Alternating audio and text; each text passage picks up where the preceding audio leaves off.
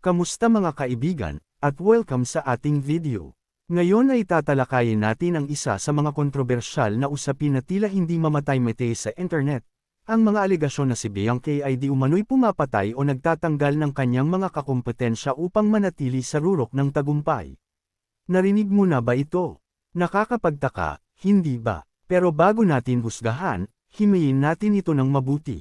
Sa mundo ng kasikatan at tagumpay, bakit nga ba may mga lumalabas na ganitong akusasyon? At, higit sa lahat, may katotohanan nga ba ito?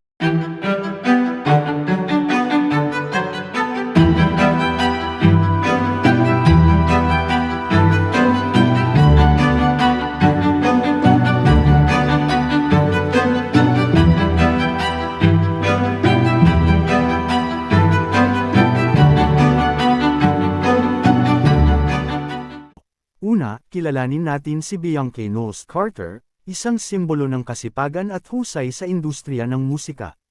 Mula sa kanyang pagkabata, napatunayan na ni Bianca ang kanyang galing bilang performer. Sa kanyang pagsisimula bilang leader ng Destiny's Child noong 1990s, hanggang sa kanyang matagumpay na solo career, nagbunga ang kanyang dedikasyon ng mga walang katapusang parangal, Grammy Awards, Billboard hits, at milyon-milyong album sales. Ngunit hindi lang sa musika siya nagtagumpay. Si Bianca ay isa ring fashion icon, isang aktivista, at isang philanthropist na tumutulong sa iba't ibang komunidad. Ang kanyang impluwensya ay hindi matatawaran, mula sa industriya ng entertainment hanggang sa mga advokasya para sa kapakanan ng kababaihan at mga marginalized na grupo. Pero, kasabay ng kasikatan ni Bianca, lumalabas din ang iba't ibang teorya at haka-haka laban sa kanya. Isa sa mga pinakamatitinding paratang na kumakalat sa internet ay ang di umano'y pagpapatumble niya ng kanyang mga kakumpetensya. Ang sinasabing layunin, upang manatiling walang kapantay sa industriya ng musika. Ayon sa mga conspiracy theorists, hindi raw maipaliwanag kung paano niya nagawang mapanatili ang kanyang kasikatan sa kabila ng napakaraming bagong talentong lumalabas taon-taon. Kung pakikinggan natin ang mga nagkakalat ng teoryang ito, sinasabi nilang may mga misteryosong pagkawala o pagbagsak ng mga artist na maaaring maging kakumpetensya ni Bianca. Ang ilan sa mga pangalan ay sina Aaliyah, na namatay sa isang aksidente noong 2001, at pati na rin sina Rihanna at Lady Gaga na, ayon sa mga teorya, ay tinutulan daw ni Bianca sa mga lihim na paraan upang maiwasan ang kanilang paglago. Mayroon ding mga balitang sinasabing si Bianca ay may koneksyon umano sa mga dark forces, o mga sekreto ng industriya. Ngunit, ayon sa mga eksperto, ang ganitong mga teorya ay walang basehan at malayo sa katotohanan.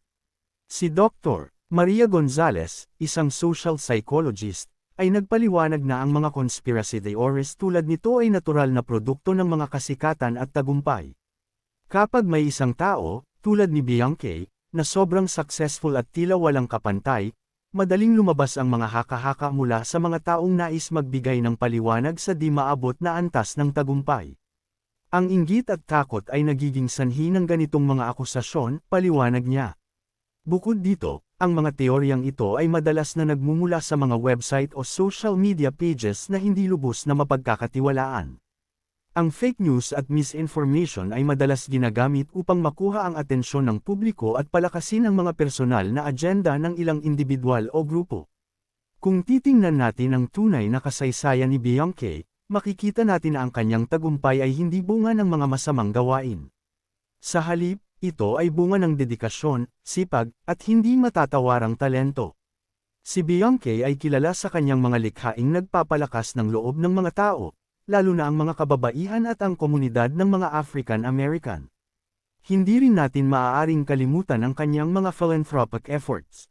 Itinatag niya ang Baygood Foundation, na tumutulong sa mga nasalanta ng kalamidad at nagbibigay ng scholarship sa mga kabataang nangangailangan. Patuloy din siyang nangunguna sa mga kampanya para sa katarungan at pagkakapantay-pantay sa lipunan. Kaya, ang tanong, totoo ba ang mga alegasyon na si Bianca ay gumagawa ng masama upang manatili sa rurok ng kanyang tagumpay?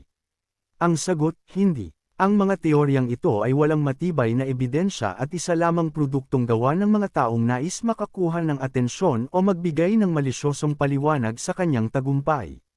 Sa halip na maniwala sa mga ganitong klaseng kwento, Mas mahalagang kilalanin at bigyang halaga ang tunay na pinaghirapan at inialay ni Beyonce sa kanyang craft.